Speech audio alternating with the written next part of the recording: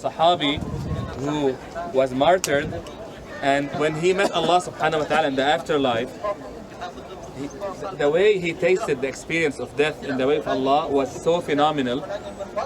Allah spoke to him directly, without any mediator. And Jabir, his son, was so freaked out after his dad passed away.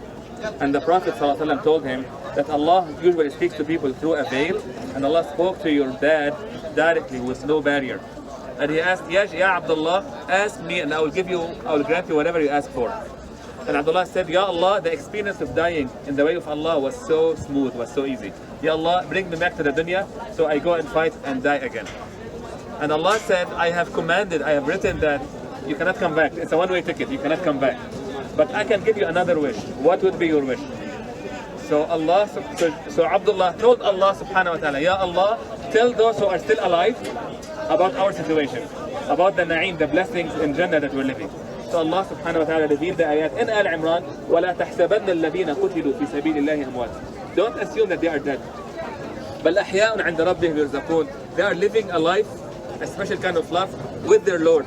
فَرِحِينَ بِمَا آتَاهُمُ اللَّهُ مِنْ فَضْلِهِ. They are so happy because what Allah subhanahu wa ta'ala has granted them.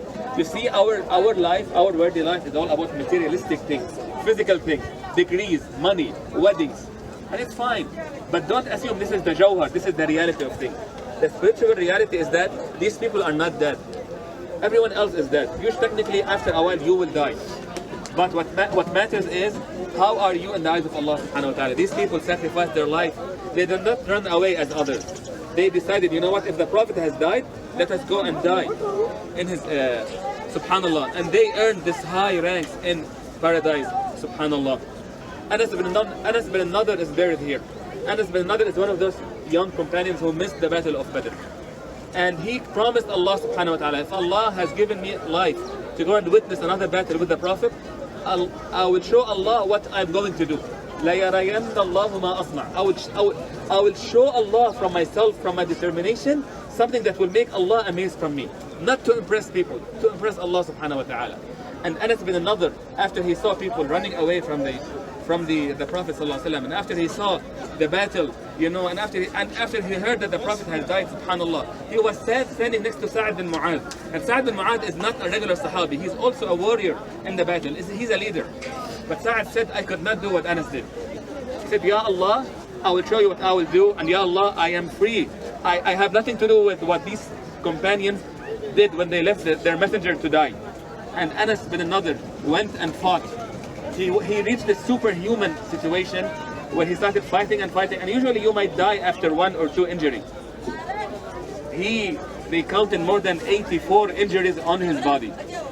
He was not in his human regular state, subhanAllah.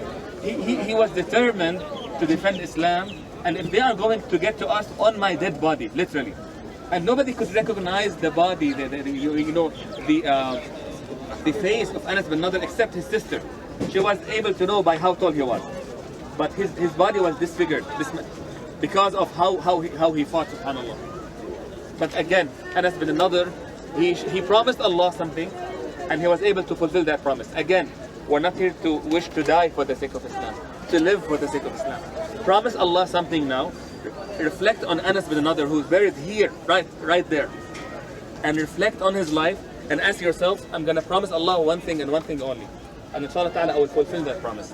I will live for the sake of Allah subhanahu wa ta'ala. I will sacrifice some time, some money, some effort for the sake of the community, for the sake of Allah subhanahu wa ta'ala. I'm not going to run away. I'm not going to leave my spot on the mountain. I will stay in my spot. Barakallahu feekum.